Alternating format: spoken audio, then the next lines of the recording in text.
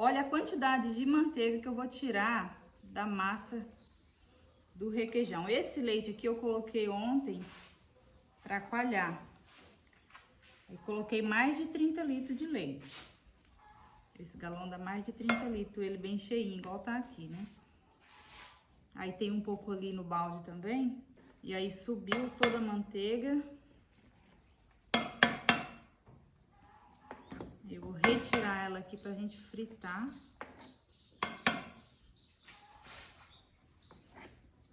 E fazer o requeijão. Tá vindo muita massa no meio da manteiga. Vou tirar o máximo que eu conseguir aqui. Saiu muita massa no meio da manteiga ainda, mas mesmo assim deu bastante. E daqui a pouco a gente vai mexer com essa massa aqui pra gente fazer o nosso requeijão.